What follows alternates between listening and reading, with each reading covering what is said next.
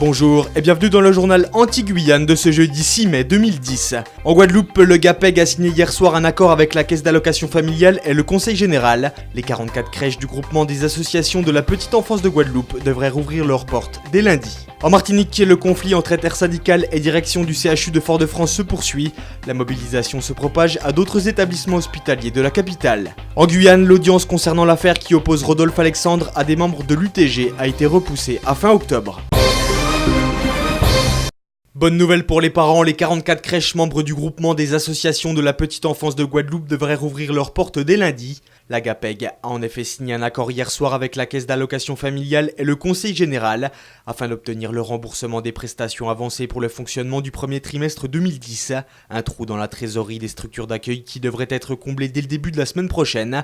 Après la signature dès demain d'une convention entre la CAF et la collectivité départementale à propos du contrat d'accompagnement de soutien et d'objectifs.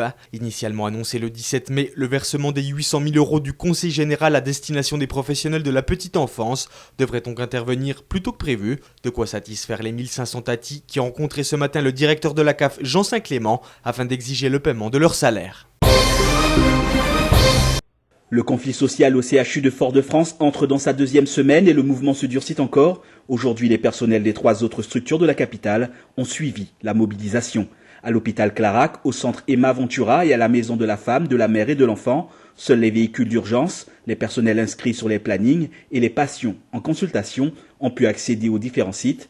Pour l'intersyndicale, il n'est pas question de reculer sur leurs 2 principales revendications, celle du versement de la prime annuelle de service et celle de la sauvegarde des emplois des agents contractuels, principalement des cadres C, menacés pour raisons économiques. Du côté de la direction de l'hôpital, on annonce la quasi-faillite du CHU tant les dettes de l'établissement sont lourdes et cette longue mobilisation ne va pas en améliorant la situation. En attendant, le dialogue se poursuit entre l'intersyndicale et la direction. Comme hier, les barrages ont été levés dans l'après-midi afin que les visiteurs puissent rencontrer leurs proches hospitalisés.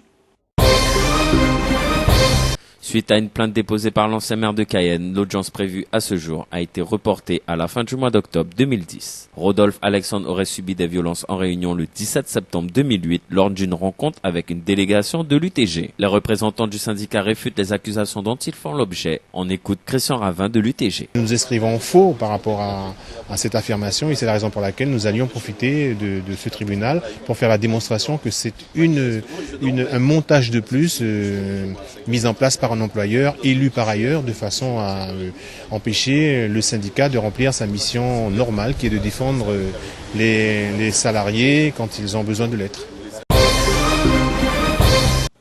Notre département fait face à une flambée de violence qui a pour victimes les plus jeunes, le plus souvent, mais aussi des personnes plus âgées. Des drames qui anéantissent des familles et qui alimentent les craintes d'une population déjà sous le choc des récents événements.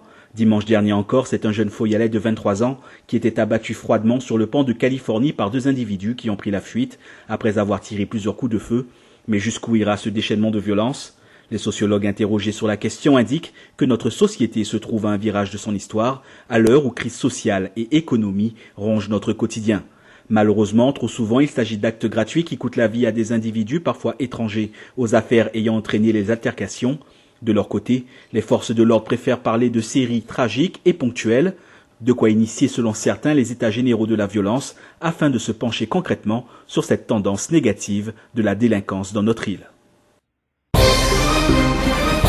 La réforme prévue par le gouvernement déclenche la réaction des étudiants guyanais qui dénoncent un rallongement des études et un enseignement moins riche et moins pédagogue. La réforme devrait prendre son plein effet à compter de la session 2011. Jean-Marc Dabreux, porte-parole de l'Union des étudiants guyanais, nous en parle. Et nous considérons que cette nouvelle mesure est une mesure qui va pénaliser non seulement les étudiants guyanais, mais la Guyane tout simplement.